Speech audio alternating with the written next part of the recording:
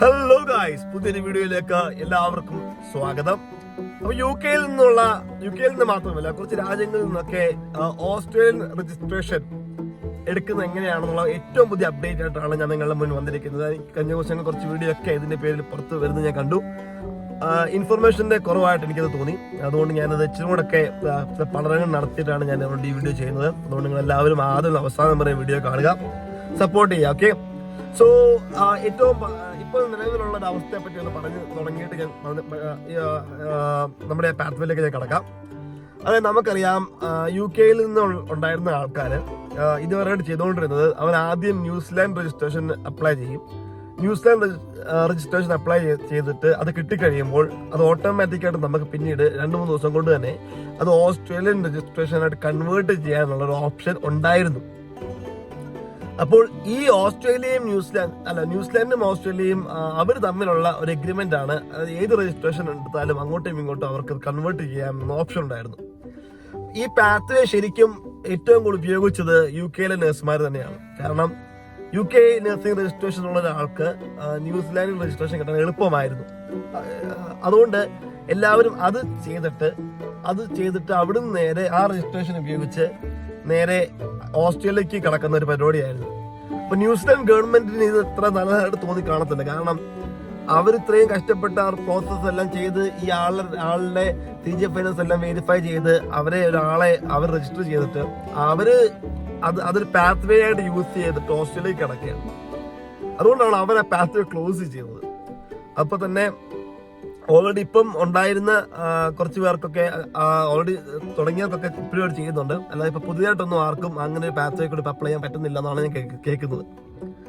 അത് അങ്ങനെ ഇരിക്കുമ്പോഴാണ് ഇപ്പോൾ ഓസ്ട്രേലിയ പുതിയൊരു അപ്ഡേറ്റ് ആയിട്ട് പുറത്തു വന്നിരിക്കുന്നത്. ഓസ്ട്രേലിയയുടെ നഴ്സിംഗ് കൗൺസിലും അവിടുത്തെ ഗവൺമെന്റും കൂടെ ചേർന്നെടുത്തേക്കുന്ന ഒരു തീരുമാനമാണ്. വരുന്ന ഏപ്രിൽ മാസം തൊട്ടാണ് ഇത് മെയിനായിട്ട് നിലവിൽ വരാൻ പോകുന്നത്. പ്രധാനമായിട്ട് 2 പാത്വേ ആണുള്ളത്. അപ്പം നമ്മൾ ആദ്യത്തെ പാത്വേ സംസാരിക്കാം. അപ്പൊ എല്ലാ രാജ്യങ്ങൾക്കും അല്ല ഇത് ബാധകം. ഇത് UK, അയർലൻഡ്, അമേരിക്ക, കാനഡയിലെ ബ്രിട്ടീഷ് കൊളംബിയയും ഒണ്ടാരിയോയും പിന്നെ സിംഗപ്പൂർ, സ്പെയിൻ. അപ്പം 6 രാജ്യങ്ങളാണ്.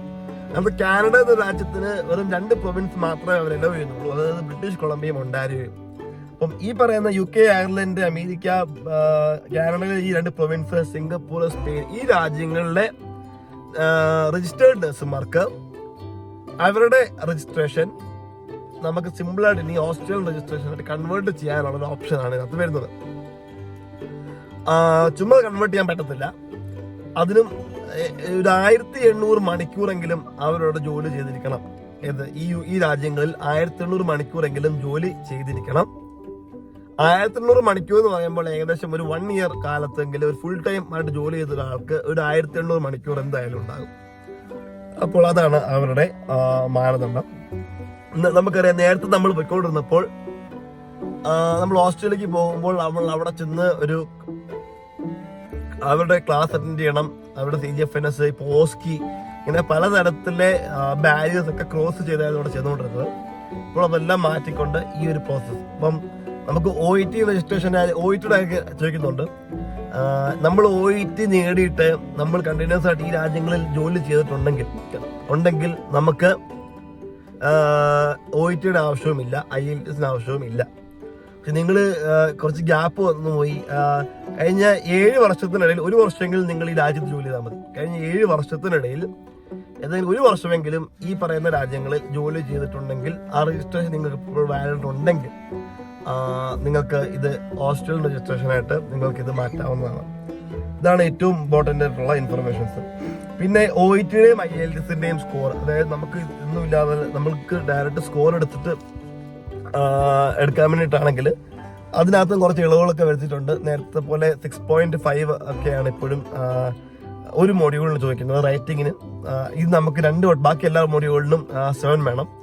6.5 ഒന്നിന് മാത്രം 6.5, അതായത് റൈറ്റിങ്ങിന് മാത്രം 6.5ഉം ബാക്കി എല്ലാ മോഡ്യൂളിനും 7 തന്നെയാണ് ഇപ്പോഴും അവരുടെ സ്കോർ. ഇത് നമുക്ക് 1 വട്ടമായിട്ടോ 2 വട്ടമായിട്ടോ ഒക്കെ എഴുതിയെടുക്കാവുന്ന സ്കോറാണ്. പക്ഷേ ഞാൻ പറഞ്ഞല്ലോ, നിങ്ങളുടെ OET എക്സ്പയർ ആയി പോയി. പക്ഷെ അതിനുശേഷം നിങ്ങൾ കണ്ടിന്യൂസ് ആയിട്ട് ഈ പറഞ്ഞ ഇംഗ്ലീഷ് സ്പീക്കിംഗ് കൺട്രിയിലെ ജോലി ചെയ്തെങ്കിൽ നിങ്ങൾക്ക് ഇത് വേണ്ട. അപ്പം നിങ്ങൾ ചിന്തിക്കുന്നുണ്ടാകാം എന്താ ഇങ്ങനെ നിയമമെന്ന്. അപ്പോൾ ഈ സിംഗപ്പൂറും സ്പെയിനും എന്നുള്ള രാജ്യങ്ങളൊന്നും ഇംഗ്ലീഷ് സ്പീക്കിംഗ് കൺട്രി അല്ല. അതുകൊണ്ടാണ് അങ്ങനെ നിയമം വെച്ചേക്കുന്നത്.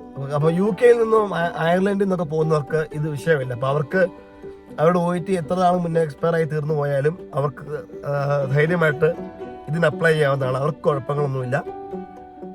പക്ഷേ ഈ പറയുന്ന സ്പെയിനിൽ നിന്നോ സിംഗപ്പൂരിൽ നിന്നോ ഒക്കെ ഉള്ള ആൾക്കാർക്ക് ആ രാജ്യങ്ങളിൽ നിന്ന് അവർക്കാണ് അവരുടെ ഒന്നും നേറ്റീവ് ലാംഗ്വേജ് ഇംഗ്ലീഷ് അല്ലാത്തതുകൊണ്ടും ഫസ്റ്റ് ലാംഗ്വേജ് ഇംഗ്ലീഷ് അല്ലാത്തതുകൊണ്ടും അവരെല്ലാവരും എന്ത് ചെയ്യണം, അവരുടെ OET ഈ പറയുന്ന സ്കോർ നേടണം. അതാണ് സ്കോറിന്റെ ഒരു പ്രത്യേകത. അപ്പോൾ വരുന്ന ആളുകളിൽ ഓസ്ട്രേലിയയിലൊക്കെ ആക്ച്വലി പറയുന്നത് അവിടെ ഒരു കമ്മിറ്റിയൊക്കെ രൂപീകരിച്ചവര് അത് പറയുന്ന വരും കാലങ്ങളിൽ ഏകദേശം 3.5 ലക്ഷം ഇന്ത്യൻ നഴ്സുമാര് ഓസ്ട്രേലിയക്ക് കുടിയേറും എന്നാണ് അവരുടെ ഒരു എസ്റ്റിമേഷൻ. നമുക്കറിയാം ഏറ്റവും കൂടുതൽ വർക്ക് ഫോഴ്സിന് കുറവുള്ള ഒരു മേഖലയാണ് നഴ്സിംഗ് മേഖല. അപ്പം ഈ വരും ദിവസങ്ങളിലൊക്കെ മിക്ക രാജ്യങ്ങളിലും ഇപ്പോൾ UK യിലൊക്കെ ഒരുപാട് വേക്കൻസി ഇപ്പോഴും ഉണ്ട്. പക്ഷെ അവർ അൺഫോർച്ചുനേറ്റ്ലി ഇതുവരെയായിട്ടും അവരുടെ വേക്കൻസി ഒന്നും ഓപ്പൺ ആക്കുന്നില്ല. എല്ലായിടത്തും സ്റ്റാഫ് ഷോർട്ടേജ് ആണ്. സ്റ്റാഫ് ഷോർട്ടേജ് കാരണം ഉള്ള സ്റ്റാഫുകളിലൊക്കെ പലതരത്തിലുള്ള വിഷയങ്ങളാണ്.